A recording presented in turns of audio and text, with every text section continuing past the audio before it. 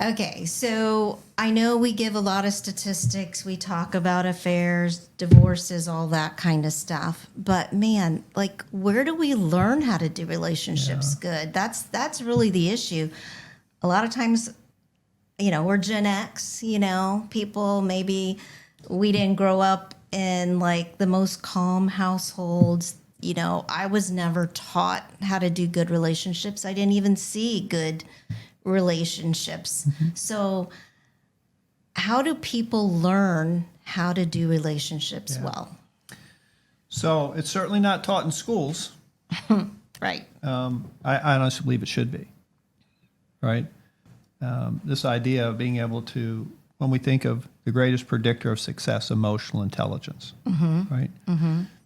So if we really want to educate people, we want to educate them on how to have successful relationships, right? Emotional intelligence, well, just the idea of turning toward or turning away is emotional intelligence. So, how are we going to learn? And I would say, listen, all my couples, I encourage them to do absolutely everything they can to give their relationship. Listen, if there's some marriage conference coming to your city, right, and you find out, go, right? When you walk through the bookstore, if there's some book on merit, read it.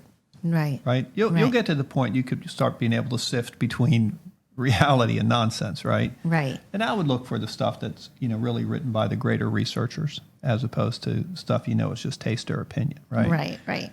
But Lori, that people don't go to school to become therapists. Not everyone does that. And so they're not exposed to, doing therapy with 50,000 hours of couples therapy, right? Or Right. all the clinical training. So I would just, do a Google search, great marriage and family therapist researchers or great, Right. Great couples researchers. And I'd start reading their information, and they all have videos, and, this is how we begin to learn, right? Right. Just like anything else in life. And it's just too, a lot of what you've learned over the years and what I've learned and what we're doing with Couple Strong and National Marriage Seminars, it is a learned behavior. And not only does it help you in your relationship as a couple, but a lot of this stuff, these sound relationship house, turning towards fondness and admiration, let's say talking to your friend and listening to their advice and being good. It works with any relationship, whether it's a friend, a family member. You know what it is, Lori? It's good manners. Yeah, that's true.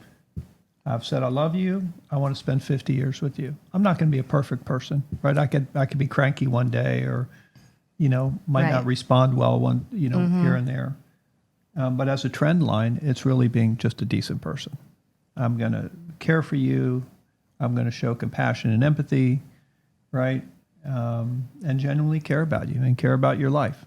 That's the bottom line. Right? I know, but it's crazy to think how people supposedly will treat someone they say they're in love with and have this commitment and be in a full rage, yelling, screaming, calling them names. And then the phone rings and it's their friend. It's like, hey, how are you? Like how they can turn it off and treat the person they're in love with worse than an acquaintance or. Well, so what they're doing there with their partner, remember, they're living with them, they're doing life with them. Those screaming matches really have to do with perpetual problems. They're arguing for a deeply held belief. They're arguing for their position, and it's a waste of time, not to mention they're flooding, right? They have no rational thought going on.